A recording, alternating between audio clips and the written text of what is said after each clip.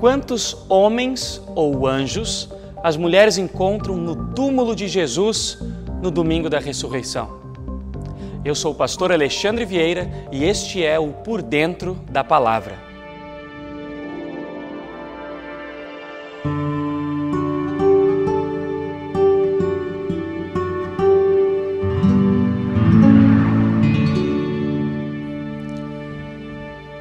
Este episódio é continuação do outro que gravamos sobre quantas mulheres foram visitar o túmulo de Jesus no domingo da ressurreição. Se você ainda não assistiu aquele episódio, clique no link aqui embaixo na descrição. Pode ir. Eu aguardo.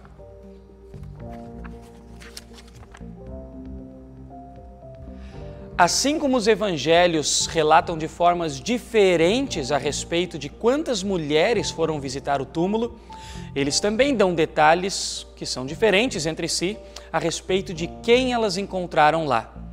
Em Mateus 28, por exemplo, está escrito que as mulheres viram um anjo e ele era como um relâmpago com roupas tão brancas como a neve. Já em Marcos 16, está escrito que elas viram um moço com roupas muito brancas. Mas Lucas, capítulo 24, nos diz que elas viram dois homens vestidos com roupas muito brilhantes.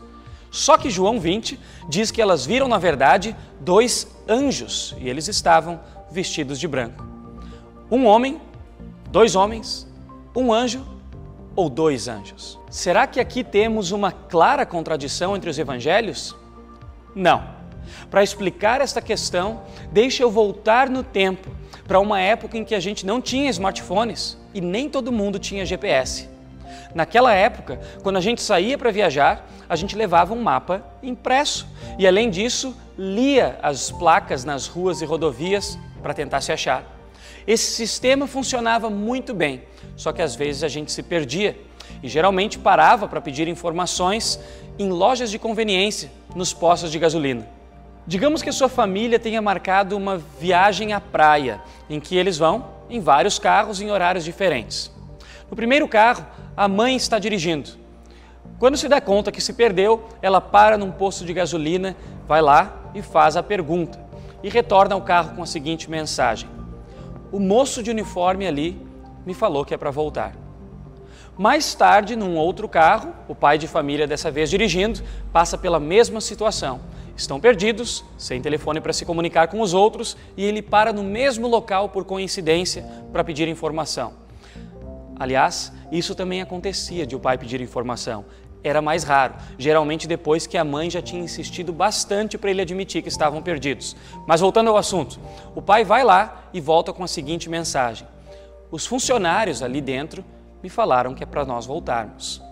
Depois vem o carro da sua tia com os seus filhos e ela passa pela mesma situação, para no mesmo lugar, vai lá, pede informação e volta para o carro e diz para sua família: olha, lá dentro o funcionário me falou que é para a gente voltar. Mais tarde, um outro carro daquele outro amigo distante que sempre vai junto para a praia, para no mesmo local por coincidência. O amigo vai lá e ele pergunta e volta e diz para sua família o seguinte: olha, os caras de uniforme lá dentro falaram que o caminho não é por aqui, é para voltar. Mais tarde, todos se encontram na praia e começam a falar da dificuldade que eles tiveram de achar o caminho. E todos, por sua vez, contam que acabaram parando naquele posto de gasolina e perguntando naquela loja de conveniência. Um vai dizer: olha, eu falei para minha família que o funcionário disse. O outro vai dizer: pois é, os funcionários lá também me falaram isso. O outro vai dizer: pois é, eu cheguei lá e perguntei para a pessoa de uniforme que disse tal coisa. Você, ao ouvir essas histórias, esses relatos, diria para eles: opa, só um pouquinho, tem coisa errada aqui, vocês estão todos se contradizendo, eu preciso entender, afinal de contas, era um funcionário, tinha mais funcionários, era só alguém de uniforme, eram mais pessoas de uniforme, não estou entendendo. Certamente que não, porque você sabe que quando nós contamos histórias, há detalhes que são relevantes e outros que são irrelevantes. Nesse caso, todos os relatos contam detalhes diferentes, mas dão a mesma mensagem: o caminho não é por aqui.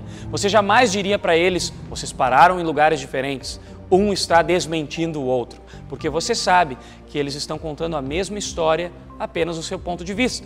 Na verdade, cada vez que alguém entrou naquela loja de conveniência, uma pessoa apenas, um moço de uniforme, provavelmente um funcionário, foi quem deu a mensagem, mas havia mais deles lá dentro. Por isso que alguns vão simplesmente dizer: o cara lá de uniforme me falou isso, ou o funcionário me falou isso, enquanto alguns vão dizer: o pessoal lá dentro me disse tal coisa, os funcionários lá me disseram tal coisa. Mas isso não quer dizer que todos tenham falado juntos na mesma hora. Da mesma forma ocorre nos relatos da ressurreição, com os homens de branco, que eram anjos. Havia 2 deles, mas apenas um deu a mensagem, e cada evangelista narra de acordo com a sua preferência. Qualquer pessoa que lê ou ouve esses relatos pode perceber que, além desses detalhes, há algo muito importante e que todos narram da mesma forma. A mensagem que eles deram, essa foi a mesma. Assim como as pessoas na loja de conveniência, os anjos disseram, ou um dos anjos disse: o caminho não está aqui, podem voltar. O caminho, a verdade e a vida ressuscitou, como ele tinha dito. Muita gente vê contradições nesses relatos dos evangelhos, mesmo que no dia a dia detalhes como esses não são considerados contraditórios. Infelizmente, essas pessoas que se focam tanto nesses detalhes acabam perdendo o mais óbvio, que todos os evangelhos confirmam da mesma forma. Jesus ressuscitou, Ele vive, e por isso nós, os que cremos nele, também viveremos. Este foi o Por Dentro da Palavra. Até a próxima!